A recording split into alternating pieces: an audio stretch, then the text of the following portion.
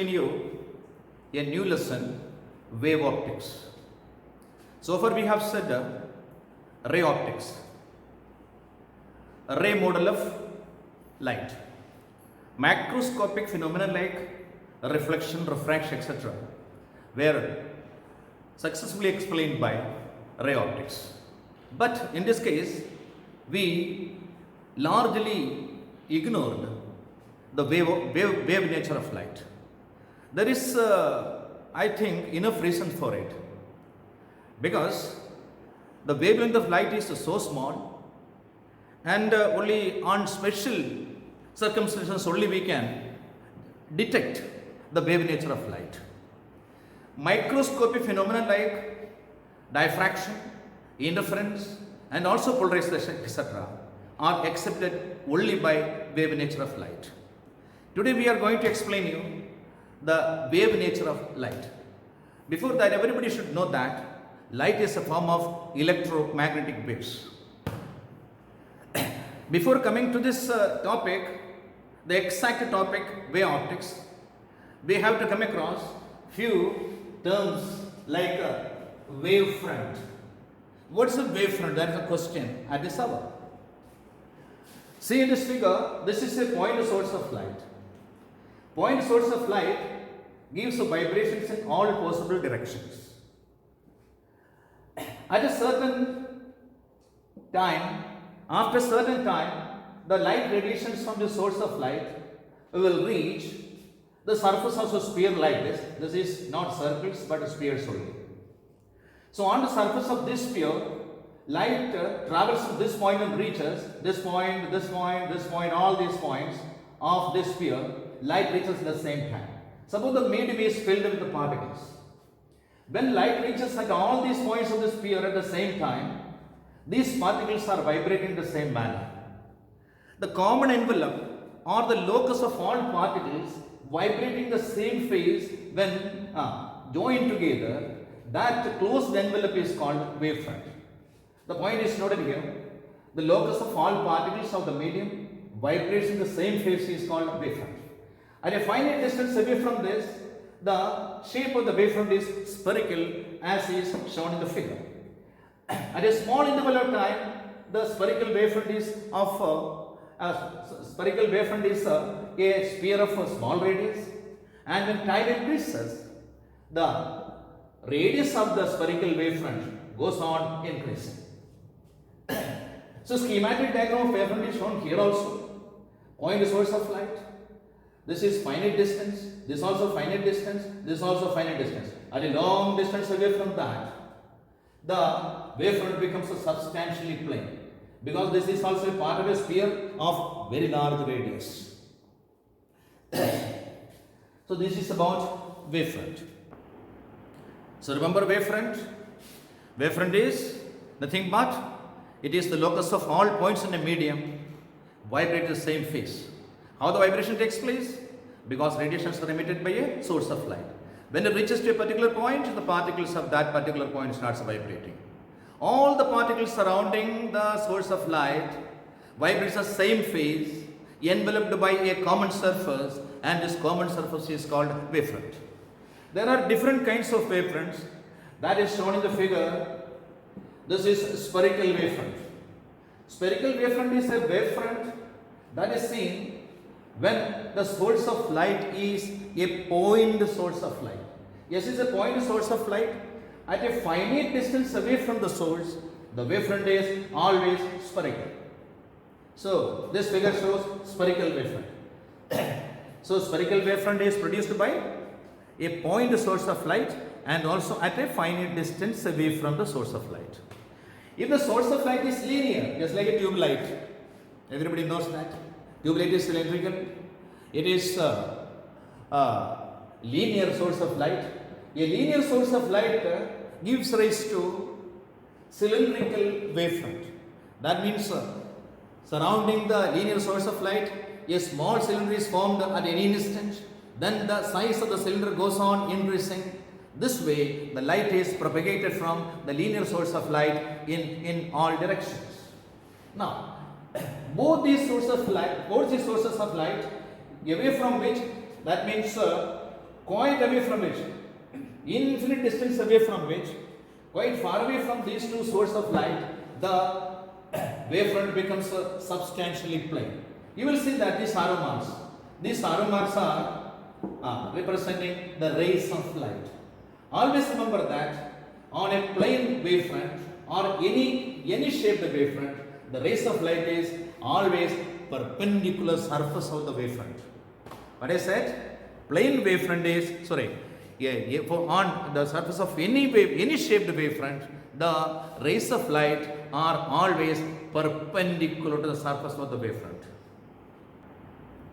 As I said, whether it is a spherical or cylindrical wavefront, at an infinite distance away from which, from these two sources, whether it is a point source of light or it is a linear source of light, infinite distance away from which, that means far off distance away from these two sources, the wavefront becomes substantially plane. This is a plane wavefront. It is shown here. This figure shows a converging wavefront. Converging wavefront, you will see that the area of the wavefront goes on decreasing and finally reaches to a point. This is converging wavefront. See, arrow marks are towards this point. And this is called a diverging wavefront. Converging wavefront is produced by a convex lens. If a plane wavefront is made to fall on a convex lens, it can create a converging wavefront. In the same way, if a plane wavefront is made to incident on a concave lens, then a diverging wavefront like this can be obtained. Now I am going to explain Huygens principle. Now I am going to explain you Huygens principle on wave theory of light. Christian Huygens is the father of classical wave theory of light. And he was the scientist to speak for the first time that light travels in the form of waves. And he could explain microscopic phenomena like interference, diffraction, polarization, etc. No doubt, the macroscopic phenomena like reflection, refraction were also explained by him. Now I am going to speak on Huygens principle. How light is propagated from one place to another is explained in this topic. Suppose this is a source of light, a point source of light, which is radiations are emitted from this source of light in all directions. At any instant, AB is a wavefront. Everybody knows what is a wavefront.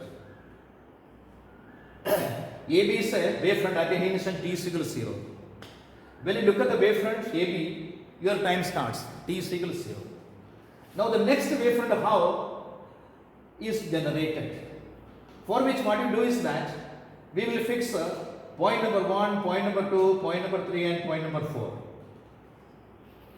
We can take any number of points. For convenience I am taking only 2, 3, 4 points only. Yes.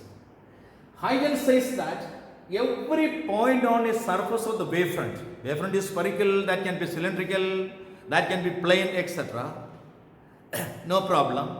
Every point on the surface of wavefront is acting as a point source of light. That means a very little source of light. That can give out small waves called secondary wavelets. For example, 1, 2, 3, 4 are points. This point can act as a point source of light. This also can act a point source of light. This also can act a point source of light. This also can act as a point source of light. A point source of light in a finite interval of time will produce a spherical wavefront. That means the vibration from this point, little source of light will travel c into t. Distance d or radius r is equal to c into t distance it will travel and will reach the surface of the sphere. Second source of light, again acting as a point source of light, it will create a little wave or this wavefront, this small wavefront. This is called a secondary wavefront. like this. This also will produce like this. What actually we are doing is, we are keeping this point as the center. We are creating circles of equal radius, and these are called secondary waves or secondary waves. Waves or secondary wavelets. Am I correct? How it is made, that also you know. Every point is acting as a point source of light. This principle is called Huygens principle on secondary wavelets.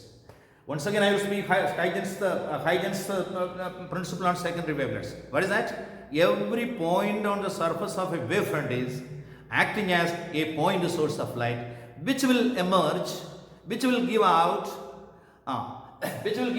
small wavefronts called secondary wavelets. The common envelopes of the secondary wavelets were drawn. That will be the new wavefront at another instant. That is A1. That is AB is the initial wavefront, and A1 B1 is the new wavefront. Always we will take out wavefront only, not back front. Back front is not taken because that has no existence. According to Huygens, light travels in a forward direction. Energy is transported from the source in a forward direction only. Therefore, back front is not genuine to be taken. At a long distance away from a spherical wavefront, this is the shape of the wavefront. It becomes substantially plane. At any instant, this is the wavefront. It becomes substantially plane. Now, again, any number of points you can take. As these points has the centers, we can create spheres like this. These are all secondary waves or secondary wavelets. Common envelope is drawn. Again, a new wavefront is formed.